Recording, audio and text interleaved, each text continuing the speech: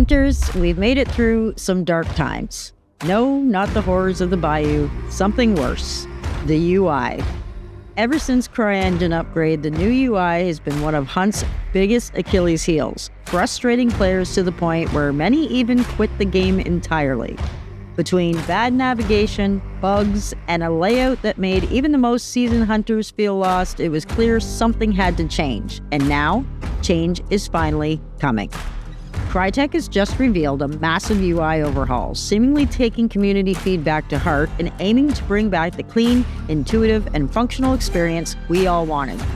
Now let's break down everything that's changing, and stick around because at the end we'll also talk about the recent layoffs announced within Crytek and what that might mean for Hunt's future.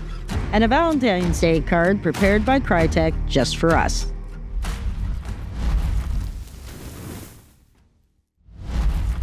Right now, equipping your favorite gear feels like trying to navigate an escape room with a blindfold on. It's slow, awkward, and just not intuitive. So what's the fix? Loadouts are going back to a vertical list, meaning you can see up to 10 custom loadouts at once instead of endlessly scrolling. Hunter loadouts and custom loadouts will now be side by side, making it easier to swap between them without losing track of what you're doing. Overwrite and selection actions will be much clearer, so no more accidentally replacing a loadout that you wanted to keep. The loadout name will stay visible while editing, so you will always know which one you're working on. These changes should make gearing up faster and smoother instead of feeling like a puzzle you didn't sign up for. Currently, the team details screen is a mess of icons and colors that barely tell you what's happening. The new system is all about clarity. More teams will be displayed at once, no more scrolling through a handful at a time. A new 3-color system will simplify things. Gold equals your actions, blue equals your teammates' actions, and red equals enemy actions. Instead of squinting in an icon jungle, you'll get a clearer timeline of what happened in a fight, whether it's who landed the killing blow or who got dropped first. Tooltips will also show exact numbers for stackable items. When Crytek revamped the post-mission screen, they took away Accolade animations and players weren't happy. Turns out, people actually like seeing their achievements pop up in style. Accolades are returning, complete with animations to celebrate your kills, revives, and hero moments. A new mission stat screen will put all your key stats front and center so you're not digging through menus. Weekly challenge progress will be easier to track. Navigation is getting streamlined. No more clunky submenus, just simple tabs at the top. This should bring back some of Hunt's original personality and make post-match rewards actually feel rewarding. Ever paused the game and completely lost track of your surroundings? Yeah, not fun. Now, the pause menu will be transparent so the game stays visible in the background.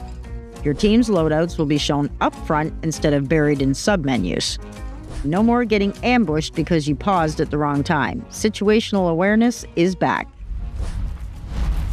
Before, changing weapon skins meant digging through separate menus. Now it's right in the equipment grid. You'll be able to toggle skins directly while equipping your gear.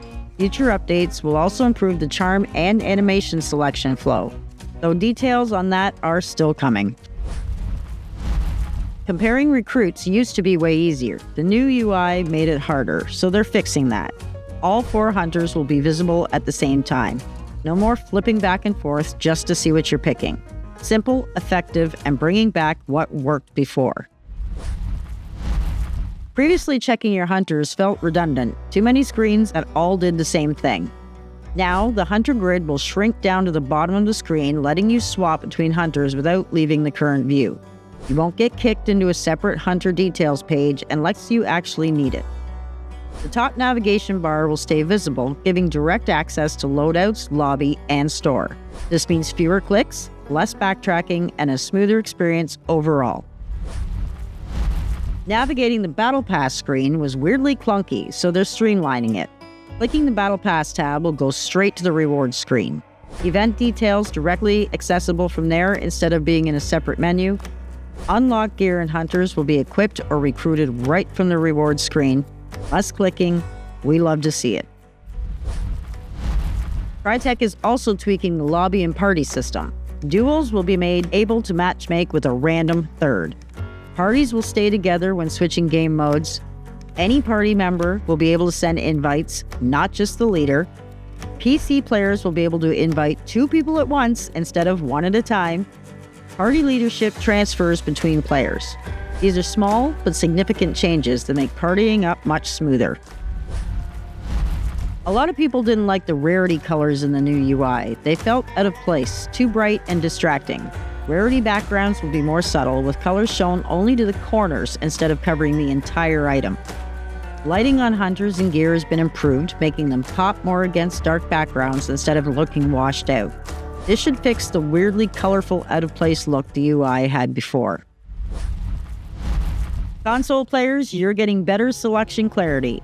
Screen brightness will adjust to help guide focus. Filters will work more intuitively, requiring players to switch focus instead of juggling multiple selection planes. This should make navigating the UI less frustrating for controller users. Crytek just dropped some tough news. 15% of their workforce is getting cut, and Crysis 4 is officially on ice.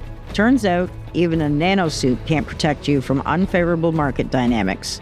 They tried shifting devs over to Hunt Showdown 1896, but in the end, layoffs were unavoidable. A rough day for those affected, no doubt. What does this mean for Hunt Showdown 1896? Well, Hunt isn't exactly booming, but Crytek is doubling down on it, calling it their very strong gaming service. With Crysis 4 out of the picture, Hunt is now the main focus, which should mean better updates and a more polished game. But only time will tell. One thing's for sure, while the Bayou claims some, it also stands as a beacon for what's to come. In a surprising but oddly fitting move, Crytek dropped some Hunt-themed Valentine's Day cards for the community, because nothing says romance like a well-timed stab or the looming threat of a hive swarm. Roses are red, violets are blue. I went for a stab, now I'm dust too. Roses are red, violets are blue. I'd love you forever, but the hive wants you too. It's a fun little touch, and if your significant other actually appreciates these, you've found a keeper. So that's the grand plan. Crytek is finally untangling the UI mess, making it smoother, faster, and actually useful again. No more clicking through endless menus like you're solving a 19th century cipher. No more guessing what just happened in a fight. And hey, maybe, just maybe, you'll actually want to stick around and admire your Accolades again instead of rage quitting the summary screen. Of course, we don't have an exact release date yet, and everything we've seen so far is still in development, but at least the direction looks promising. If Crytek delivers on these changes, Hunt Showdown 1896 could finally get the polished interface it deserves. And while the UI is getting a facelift, Crytek itself is going through some rough times. The layoffs are a tough blow, but they've made one thing clear: Hunt Showdown is their main focus now. Whether that means better updates or just tighter budgets, we'll have to wait and see. Thank you for watching. If you're hyped up for this and want to stay in the loop with all things Hunt Showdown, make sure to like, comment, and subscribe for more updates, breakdowns, and guides. And feel free to come hang out with me over on Twitch, where I stream Monday to Friday from 10 a.m. to 2 p.m. Eastern Standard Time. And let me know what you think of all these changes.